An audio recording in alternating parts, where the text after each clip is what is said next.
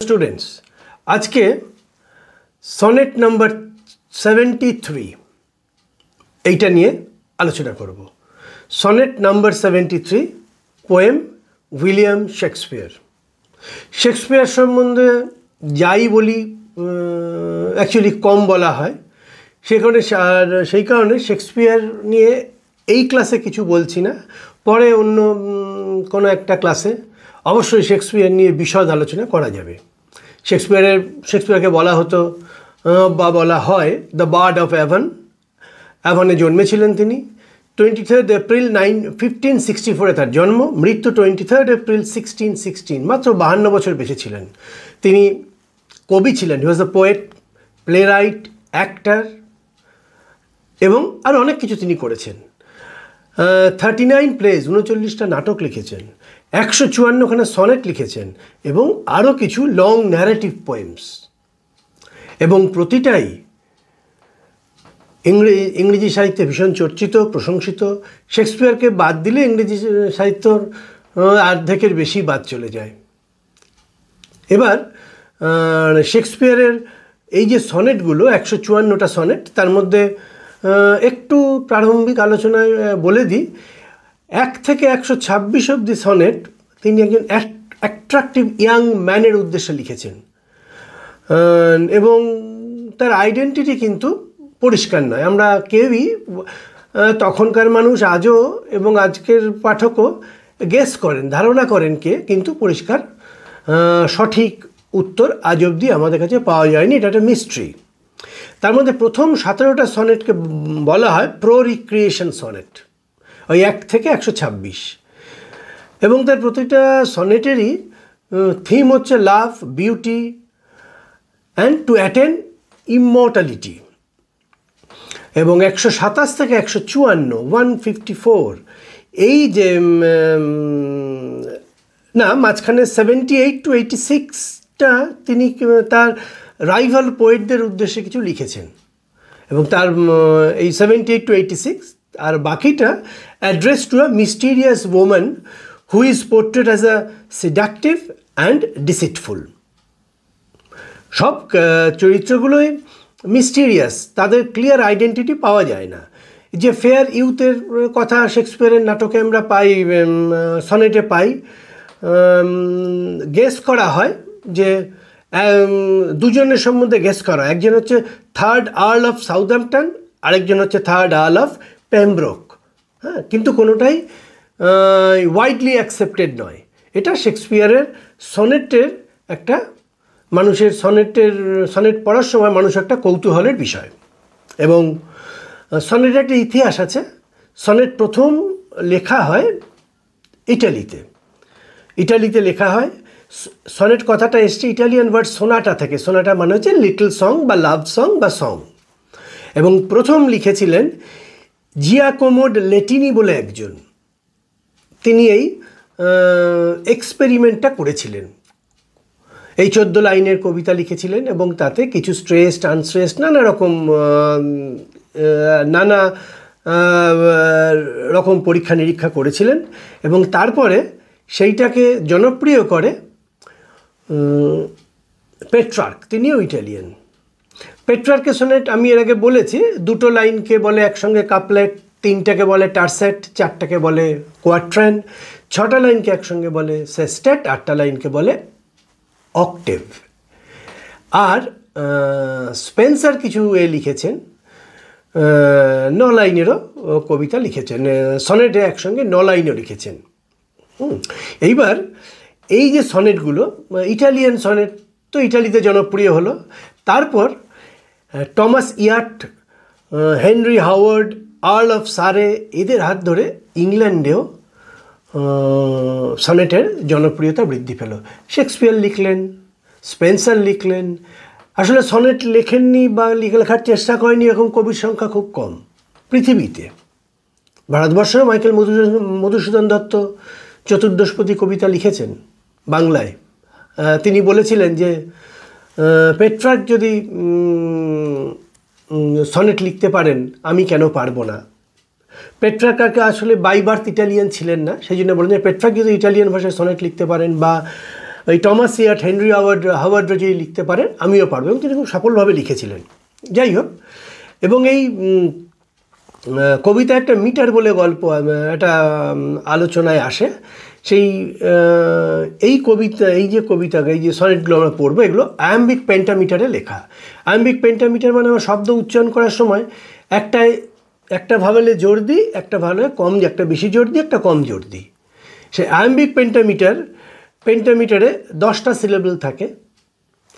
10টা syllable, 5 pairs of syllables, এবং তাতে একটা আনস্ট্রেসড, তারপর একটা স্ট্রেসড। এইভাবে আয়াম্বিক পেন্টামিটার বিচার করা হয়। আয়াম্বিক পেন্টামিটার নিয়ে আরেকটা ক্লাস করা যেতে পারে।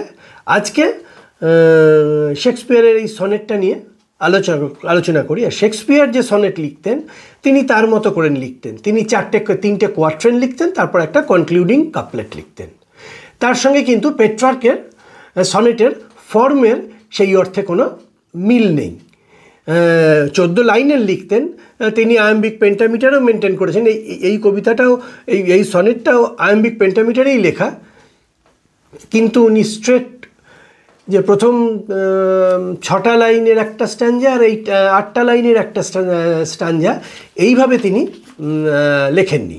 ইনি শেক্সপিয়ার লিখতেন মূলত 4 + 4 + 4 + 2।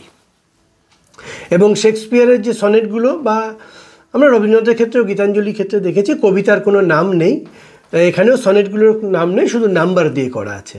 আমরা যে সনেটটা পড়বো, এই সনেটটার নাম্বার হচ্ছে 73, খুব জনপ্রিয় সনেট। এখানে বলছে দ্যাট টাইম অফ ইয়ার, দাও লেখা আছে, দাও মেস্ট, এগুলো হচ্ছে আর্কেইক ইংলিশ। আর্কেইক ইংলিশ মানে পুরনো ইংলিশ, বা এইগুলো মূলত ব্যবহার করা হতো বাইবেলের ওল্ড টেস্টামেন্টে। এখানে বলছে that time of year you mayst in me behold, তুমি আমার মধ্যে দেখতে পাবে বছরের সেই সময়কে। একজনকে উদ্দেশ্য করে বলছেন Shakespeare. When yellow leaves or none or few do hang, বলছে যখন হলুদ পাতা বা পাতাহীন বা খুব কম পাতা গাছে দেখা যাবে, তখন তুমি আমাকে, বলছে তুমি আমার মধ্যে দেখতে পাবে বছরের সেই সময়কে। বলছে upon those boughs which shake against the cold, তার মানে যে গাছের মূল ডালে ঝুলে থাকা যা শীতের পাতা, তা কাঁপতে থাকে।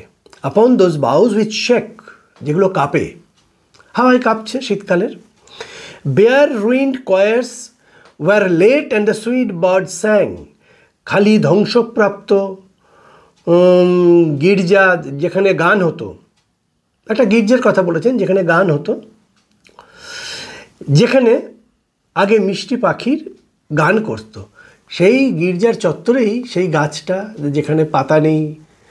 আসলে লেট অটামের কথা বলা হয়েছে, যখন পাতা ঝরে গেছে, সেই সময় তিনি যার উদ্দেশ্যে বলছেন, তিনি তাকে দেখতে পাবেন।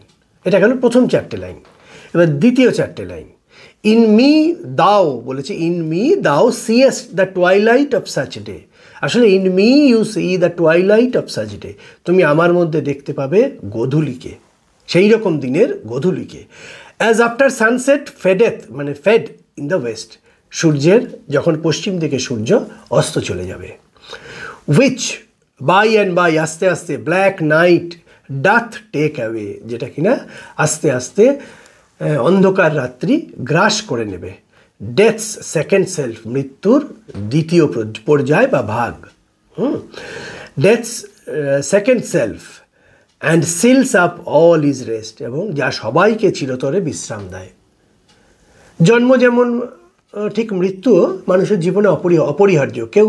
উই ক্যানট কুইট ডেথ, মৃত্যু থেকে আমাদের পালানোর কোনো রাস্তা নেই, এবং মৃত্যু যেভাবে সবাইকে গ্রাস করে, সেইভাবে ওনাকেও গ্রাস করবে। এবার থার্ড কোয়াট্রেন, ইন মি, আবার বলছেন thou seest the glowing of such fire, তুমি আমার মধ্যে দেখতে পাবে সেই আগুনের আভা। That on the ashes of his youth does lie, যৌবনের ছাইয়ের ওপরে যা গড়ে উঠেছে, মানে যৌবনের ভস্যের ওপরে যেটা কিনা দাঁড়িয়ে আছে বা শুয়ে আছে। তারপর বলছে অ্যাজ দ্য ডেথ বেড মৃত্যুর বিছানার মতো, whereon it must expire, যেখানে একদিন নিভে যাবে। বিছানায় মৃত্যুর চিতায় শুয়ে আছে বা পুড়িয়ে দেওয়া হয়েছে, তারপরে যেমন ছাই যেমন থাকে সেইভাবে। এখানে কবর দেওয়ার কথা বলা হয়নি। Consumed with that which it was nourished by, যা দিয়ে একটা পুষ্ট বা একটা বৃদ্ধি পেয়েছে, মানে বৃদ্ধি পেয়েছিল এমন, তা দিয়ে এটি ধ্বংস হয়ে যাবে। একটা বৃদ্ধি পেয়েছিল এরকম একটি জিনিস, একটা সৃষ্টি যেভাবে ধ্বংস হয়ে যাবে। এবং শেষ দুটো লাইনে বলছেন, দিস দাও পারসিভেস্ট উইচ মেক্স দাই লাভ মোর স্ট্রং, এটা বুঝতে পেরে তোমার আরও শক্তিশালী, মানে তোমার ভালোবাসা আরও শক্তিশালী হবে। মানে তুমি যখন বুঝতে পারবে যে একটা সময়ের পরে তুমি আমাকে হারাবে বা আমি মৃত্যুর কোলে চলে যাব, তখন তোমার আমার জন্য ভালোবাসা আরও সুদৃঢ় হবে। And to love that well, সেটাকে আলো করে যাকে চিরতরে বিদায় জানাতে হবে, হুইচ দাও মাস্ট লিভ আর লং, মানে তাকে আরও ভালোবাসতে হবে, আরও ভালোভাবে ভালোবাসতে হবে। যে জিনিসকে আমরা চিরতরে হারাবো, চিরতরে হারিয়ে ফেলবো, মানে তার ভালোবাসার মানুষটিকে চিরতরে হারিয়ে ফেলবে তো সবাই, যেই হোক, সেই কারণে তাকে প্রাণ ভরে ভালোবাসতে হবে। হ্যাঁ, we should love to the lees of life, জীবনের শেষ বিন্দু দিয়ে তাকে ভালোবাসতে হবে। এইটা হচ্ছে কবিতাটার লাইন বাই লাইন মানে। এইবার আরেকটা বিষয় আসছে, সেটা হচ্ছে যে সব কবিতারই বা সনেটের একটা ইনার মিনিং থাকে। তো there is also meaning in between lines, সেইটা যদি আমরা একটু আলোচনা করে দেখতে পাবো। ফার্স্ট 4 লাইনসে কবি বলছে, the speaker compares himself to late autumn, establishes the theme of life, প্রত্যেকের জীবন, ফাইনাল সেশন, মানুষের একদম অন্তিম পর্যায়, terminal session, to be deserted and ruined, একদিন কিন্তু ধ্বংস হয়ে যাবে। Representing the end of the day and approaches of darkness, তুলনা করেছেন কিসের সঙ্গে? দিনের শেষ এবং রাত্রির শুরু। এটা একটা মেটাফর, এখানে প্রতিটা স্ট্যাঞ্জায় একটা মেটাফর ব্যবহার করেছেন। এবং এই যে uses the metaphor of wintry day, emphasising the harshness and emptiness of the old age and declines the approach of death, এটা তিনি প্রথম 4টে স্ট্যাঞ্জায় বলেছেন। এবং দ্বিতীয় 4টে স্ট্যাঞ্জায় কাপলেট কোয়ার্টনে কী বলেছেন? He compares himself to be deserted and ruined, representing the end of the day and approaches the darkness. মানে আগের স্ট্যাঞ্জায় তিনি শুধু এর সঙ্গে তুলনা করেছেন, কি বলে, লেট অটামের সঙ্গে, যে কিনা মানে that initiates the end of the day, এইখানে দিন কিন্তু শেষ হয়ে আসছে, অ্যান্ড অ্যাপ্রোচেস দ্য ডার্কনেস। এবং 9 থেকে 12 এই স্ট্যাঞ্জায় বলেছেন, he uses the images of dying fire, একটা আগুন যেটা নিভে যাচ্ছে। This metaphor intensifies the mortality, powerful but ultimately fleeting passion, যে আবেগটা আস্তে আস্তে হারিয়ে যাচ্ছে, and the passion that is consuming itself, যেটা নিজেই নিজের মধ্যে গ্রহণ করছে। The image of the fire, আগুন যে ইমেজটা ব্যবহার করা হয়েছে, consumed by the ashes of its youth, যেটা কিনা তার বার্ধক্যের এই যৌবনের ভস্যের ওপর শুয়ে আছে, তার যৌবন শেষ হয়ে গেছে, এবার তার উপরে সে খুঁজে পাচ্ছে তার এই অবস্থাটা। And say and it is significant both for its brilliant disposition of the past, and the ashes snuff out the fire, so মানে আগুনটাকে নিভিয়ে দেয়, and so fire can never be lit again, সেই আগুন কিন্তু আর জ্বালানো যাবে না। So love must be strengthened, ভালোবাসাকে আরও সুদৃঢ় করতে হবে, by the knowledge and experience, আমাদের জীবনের অভিজ্ঞতা এবং জ্ঞান দিয়ে ভালোবাসাকে আরও সুদৃঢ় করতে হবে, আরও ভালোবাসার বন্ধনে বাঁধতে হবে। কারণ এই মর্টাল দেহটাকে আমরা তো মিস করব, তাহলে কী নিয়ে বেঁচে থাকবো? What will be our love, how was our love, আমরা ভালোবাসাকে কীভাবে ব্যাখ্যা করব, ভালোবাসার মানুষকে কিভাবে ধরে রাখব। Actually love depends in the face of the loss. Depends মানে DEEPENS, ডিপেন্ডস নয়, depends in the face of. আমরা যখন কিছু হারাই তার মধ্যেই ভালোবাসার বা পছন্দের সবেরই গভীরতাটা খুঁজে পাই। সে তত গভীর ছিল, তার সঙ্গে আমি কতটা জড়িয়েছিলাম, আমি কতটা আকৃষ্ট ছিলাম, এবং ভবিষ্যতে তাকে আমি কীভাবে আরও ভালো করে জড়িয়ে রাখবো। Moreover awareness of mortality strengthen love, এগুলো কবি কবিতার মধ্যে বলেছেন। এই যে মানুষ একদিন এই নশ্বর দেহে চলে যাবে, কিন্তু ভালোবাসার মানুষগুলোর ভালোবাসা বেঁচে থাকবে কি করে? তার এই ভালোবাসাকে আরও সুদৃঢ় করতে হবে। মানে এটা আমরা যখন কাউকে ভালোবাসছি আমাদের তখন এটা মনে রাখতে হবে যে আমরা তো একদিন তাকে হারাবো। তাই বলে কি তার ভালোবাসাটা মিথ্যা হয়ে যাবে? ভালোবাসাটা মিথ্যা হবে না। It will be alive in us, আমাদের মধ্যেই বেঁচে থাকবে। সেটার জন্যে আমাদের আরও সুদৃঢ় করতে হবে। শেক্সপিয়ার অন্য একটা সনেটে বলেছেন যে আমরা যতদিন এই কবিতা পড়ব, এই সনেট পড়ব, এই কবিতার লাইনগুলো পড়ব, ততদিন আমার ভালোবাসা, আমরা যতদিন শ্বাস প্রশ্বাস নেব, আমাদের হৃদয় যতদিন স্পন্দন হবে, ততদিন এই কবিতা অক্ষয় অমর হয়ে থাকবে। সেইগুলোই নানাভাবে বারবার উচ্চারিত হয়েছে বিভিন্ন সনেটে। এবং আরেকটা বিষয়, এটা খুব সিগনিফিক্যান্ট বিষয় কবিতাটা। এই কবিতাটাতে আমরা যদি একটা লাইনে যদি সনেট নাম্বার 73 ব্যাখ্যা করতে যাই, আমরা কিন্তু না বলে পারবো না যে this is a moving meditation of ageing and love. Moving meditation of ageing and love. আমাদের প্রত্যেকের বয়স হবে, যৌবন থাকবে, শৈশব থাকবে, যৌবন থাকবে, যৌবনে ভালোবাসা থাকবে, জীবনে ভালোবাসা থাকবে, কিন্তু একটা সময় জীবন সেগুলো কেড়ে নেবে। কিন্তু আমাকে সেই আমার ভালোবাসাকে অমরত্ব দিতে হবে। কিসের মাধ্যমে? আমাকে অমরত্ব দিতে হবে আরও ভালোবাসাকে সুদৃঢ় করে। এবং কবিতাটা পড়তে গিয়ে আমাদের বারবার অনেক কথাই বারবার আসে, বারবার আলোচনায় যে কথাগুলো বারবার আসে সেগুলো হচ্ছে, কবিতাটা কিন্তু একটা রিফ্লেকটিভ কবিতা। রিফ্লেকটিভ কেন?